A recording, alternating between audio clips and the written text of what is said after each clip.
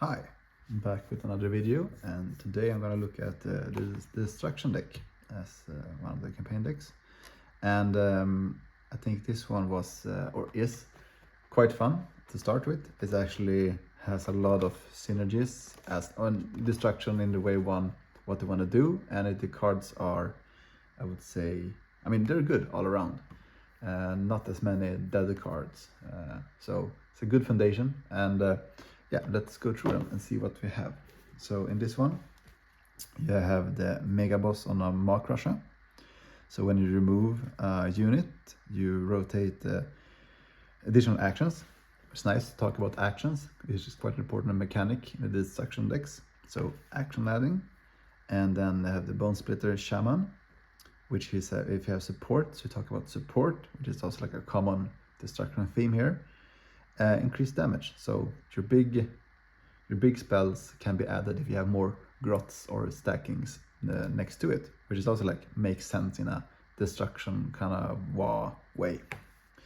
So they are 15 points, and then you have 2 orc bosses, just regular, and they are quite easy to get, like random creature, Orc ability creature, slow but reliable. These are damage, remove, damage ability, harder I would say, not the damage part but remove, because you don't have that many removal cards in the starter decks. And healing spell, ability spell, also kinda easy to get because you have some well, yeah, they work, but like these cards like basically works like they works well without having to finish their quests. And the blessings, I would say they are all pretty okay in like how good they are. So like the Ushering of the Wall, like draw 3 cards face up, any units drawn this way may be deployed on champions. Really good. In the starter decks, they are, I would say it's like more abilities and spells than there are units in the like how they are like built. So in a non-starter deck it's better, but yeah, it's a good card. Then you have, because you get them deployed, that's why it's good. And Renew Warlust, gain 4 health, draw cards. I mean, also goes into the whole healing theme. I would say it's good. Maybe draw 2 cards is really good. It might not be what you always want. Not sure if kind of would make it into like a real deck, but it's not a bad card. Your 9 damage Might of Gork. I mean, it's good. 9 damage is a lot. It's not instantly, but you get at least 3 direct. So yeah, it works. And then this one is really great. So 5 damage to your opponent, rotate highlight units to your final corner. I mean, you win. This is basically Godrak, but with 5 damage also. So there's a lot to do. Smash and Bash would be like the best one for sure. And if you have like a decent board, you do a lot of damage. It's a great card. So I say they are pretty strong on board with blessings and their champions. And yeah, I am getting deeper into Warhammer Champions. I just fetched up some playmats from a store in Germany, and I live in Sweden, so I'm going quite far away, or in Europe at least, to find my stuff for Warhammer Champions.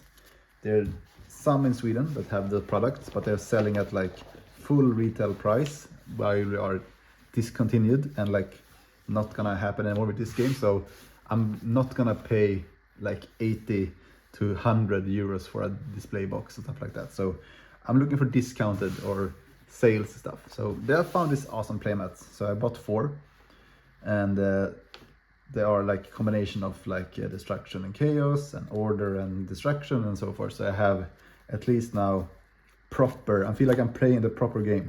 Yeah, this would not be how I deploy them, but yeah, getting there. And then you would have your blessings beneath them. I'm seeing people do like this. For me, it seems really weird that you have like flip them around. I would always have them like this and then flip them when they are ready. I mean, it makes more sense to me to use the field from start.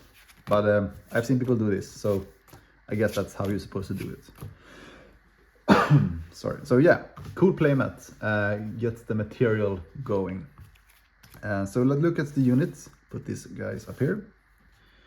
And what you get is you get some nice scrappas. Who, like, you're talking about support and stacking. So scrappas, decent. I mean, it does damage if you have them on top. So otherwise it's just 4, but you can probably ramp that up a bit. You have the brute smashes, which is just regular nice, 2, and then a late, like, yeah, slow end, but you get rend. So I mean, let's say these are better, but rend is good to have and like learn in a starter deck. The shield bashers, reduce damage, also like talk about defensive stacking or defensive cards is also like really important. And I think it's nice. It's also a card just to stack over. You can use this for a turn or two, put them on more stacking on it. Doesn't have to wait that long. So it's a nice tactical option. 2 of those each. And then you have a Gore Chopper Brute.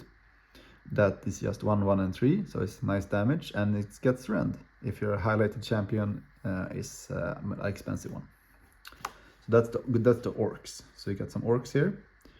And then you have your grots, which is, I mean, they are nice. Grots and orcs and like snotlings. I mean, they are nice. I like the orc, like clans and all those stuff. It's really fun.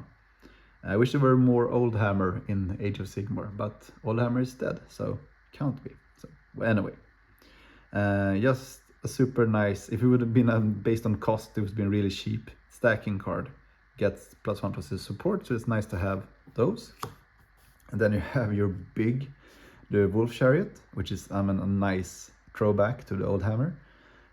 It's nothing, and 8, but can only be deployed on a stack of 2. So you need to stack up your stuff. So it's a cool card. And then you have probably the best card in the game, which is nice to have 2 of in your starter decks. So your Beast Grot that gives you abilities.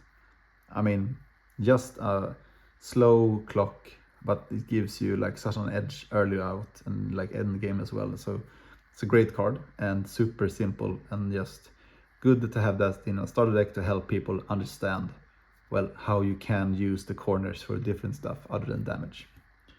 And then a Maw Crusher. So a Rend Beast that is, well, it's nice to have some kind of like defensive control-y feeling here that you can't deploy if you are an opponent here. And like you give them 2 chances to deploy and then you can't deploy for 2 turns. But yeah, so it's cool to have one of those cards in this other kind of simple small creatures stacking and maybe rotate really fast decks. So units wise, I think they are totally fine. It's a nice combo of cool cards and like you get the orc feeling. The stacking helps that you are like in a mob. When it comes to abilities and talking about mobs, let's see, you have quite a lot of spells and abilities. Mob Rule, I mean, I don't think this one would probably see play, but it's nice to have in another deck than this, of sure. So 2 damage to your opponent and then increase by 3 if champion controls a unit with support 2. So yeah, supporting and stacking, and that's what this deck is about. And you could probably make a deck all about that and never have like lack of action or paces. But I haven't done that one, so I will probably come back to it if I'm able to do a grot deck maybe. So that's Mob Rule. You have your Reckless Inspiration. I think it's a really good card. So rotate a hive unit 2 steps forward. It causes the unit to exhaust, gain 2 health, draw a card. So it's a really good, I mean, like idea or incentive to end your units. So you get health, draw a card, and you activate it faster. So I think it's a cool card for a wizard ability. And then you have your, so these are the ones who are destruction. Then you have your generic ones, like your deadly shops that are played by either warrior or wizard. I mean, any deck will play 3 of these. 2 in the starter is fine, I say. So it's a the good card in this deck. And then a Rallying Cry, you'll probably play 3 of, because 1 ability deploy 2 units from hand. I mean, that's great. Tactical Formation, maybe not sure. Opportunity Strike, as all decks have. and your brutal smash, just to give people some finisher damage. Yeah, nothing to say about them. Either you play them or you don't. I think I wouldn't play them specifically in this one. More units, more specific abilities and spells, and yeah, that would be how I built my first destruction deck, and probably with Godrak. But based on campaign starter, I would just add more shops, more rallying cry, more beasts, and like, yeah, build up more.